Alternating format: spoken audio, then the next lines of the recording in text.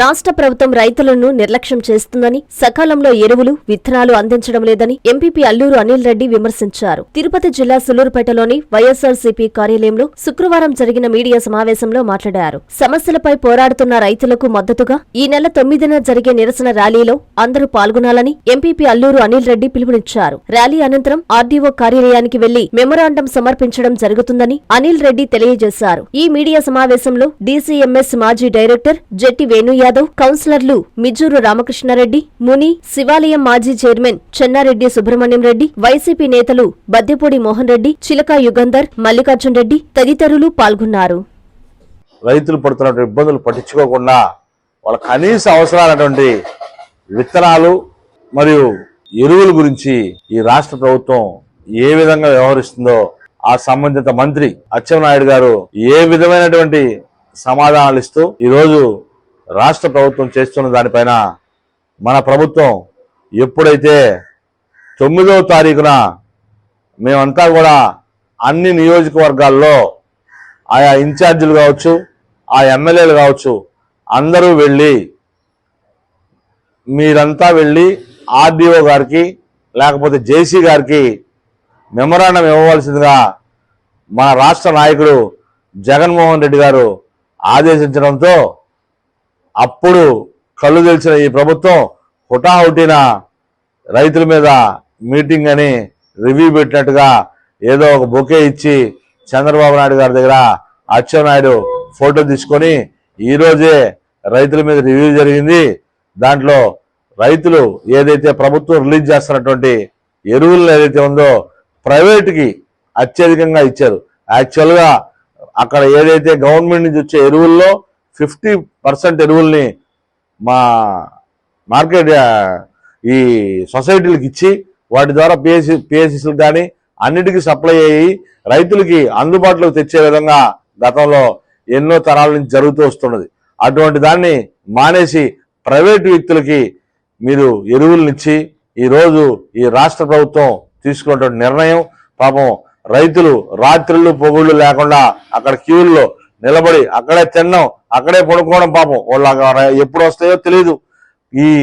దీని మీద రేపు 9వ తారీఖున కూడా మన సూళూరుపేటలోనే రాజశేఖర రెడ్డి బొమ్మ కాడి నుంచి రాజశేఖర రెడ్డి విగ్రహానికి మాలేసుకొని అక్కడి నుంచి వచ్చి ఆర్డీఓ గారికి కూడా ఒక మెమొరాండం ఇవ్వడం జరుగుతుంది.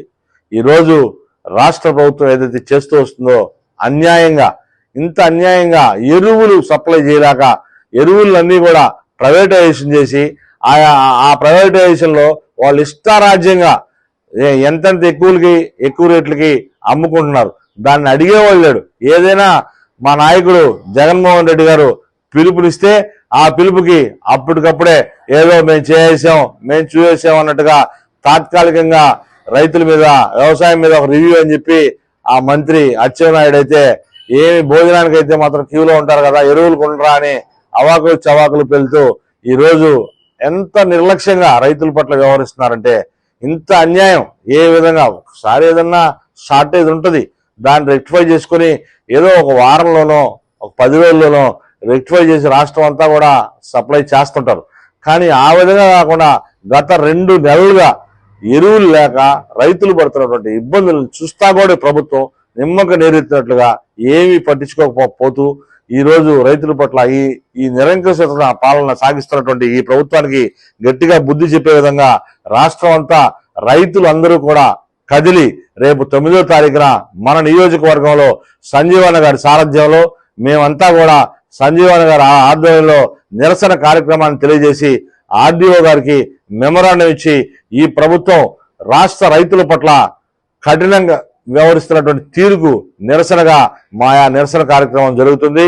దాని తర్వాత కూడా ఈ ప్రభుత్వం దిగిరాకపోతే తదుపరి మా నాయకులు ఇచ్చేటువంటి సూచనల మేరకు మేము తీసుకోబోయే చర్యలకు ఈ ప్రభుత్వం ఖచ్చితంగా జవాబుదారంగా వ్యవహరించే వరకు మా పోరాటం అయితే రైతుల పట్ల అంకిత భావంతోనే పనిచేసి వాళ్ళకి మేలు జరిగే వరకు వైఎస్ఆర్ కాంగ్రెస్ పార్టీ అనేది ఖచ్చితంగా రైతుల పట్ల ఉండి వాళ్ళకి ఎరువులన్నీ కూడా సక్రమంగా వచ్చి విత్తనాలన్నీ కూడా సక్రమంగా వచ్చే వరకు రైతుల పట్ల ఈ పార్టీ వైఎస్ఆర్ కాంగ్రెస్ పార్టీ నిలుస్తుంది. మేమంతా కూడా సంజీవన్ గారి ఆధ్వర్యంలో గట్టిగా రైతుల కోసం ఏదైతే పోరాటం చేసేదానికి అందరం కూడా సిద్ధంగా ఉన్నామని మరొకసారి తెలియజేసుకుంటూ ఇంజనీరింగ్ విద్యపై అప్పటికీ ఇప్పటికీ ఎప్పటికీ చెరిగిపోని ముద్ర వేసిన ఏకైక విద్యా సంస్థ నారాయణ రేపటి ప్రపంచాన్ని శాసించబోతోన్న AI టెక్నాలజీని అందిపుచ్చుకొని విద్యారంగంలో వస్తోన్న మార్పులకు అనుగుణంగా విద్యా విధానాన్ని మార్చుకుంటూ విద్యార్థుల్లో మేధోశక్తిని పెంపొందించేందుకు ప్రత్యేకమైన ప్రణాళికతో కోర్సులను అందిస్తోన్న అపూర్వ విద్యా సంస్థ నారాయణ.